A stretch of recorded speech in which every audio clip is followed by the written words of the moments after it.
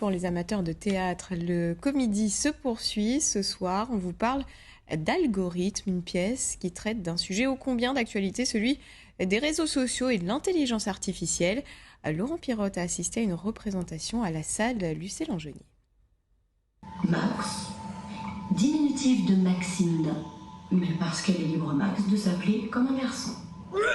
C'est l'histoire de Max, une trentenaire épanouie et surtout hyper connectée. Le smartphone occupe une place privilégiée, toujours dans la poche. Brusquement, Max se retrouve coupé de tout repère numérique. Plus d'amitié virtuelle, plus d'assistants. Son lit est désormais devenu une prison.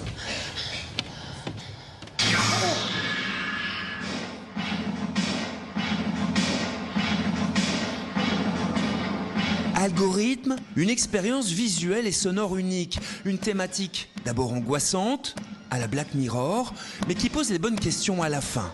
Dans la vie de tous les jours, 99% des gens qu'on rencontre ou des actions qu'on fait sont positives.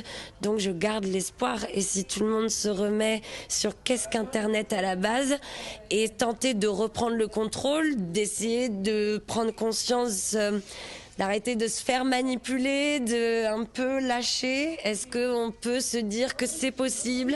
Quelle place doit-on laisser à l'intelligence artificielle dans notre société ?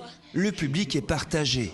Flippant. J'ai l'impression qu'on glisse doucement vers ça et j'ai pas du tout envie de ça. L'intelligence artificielle, elle a pris une place incontournable. Elle nous accompagne dans le quotidien de tout ce qu'on fait.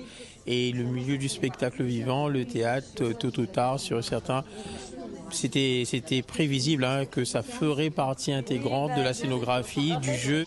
Je suis non-voyant depuis 1996 et sachez que depuis que j'ai l'iPhone, depuis que j'ai Siri VoiceOver, mais aussi depuis que j'ai Google, mon Google chez moi, avec ma télé intelligente reliée avec Alexa, je suis heureux. Un spectacle salutaire et magnifiquement interprété par Barbara Lambert. Algorithme, c'est ce jeudi soir au gymnase de Vincent d'Eau.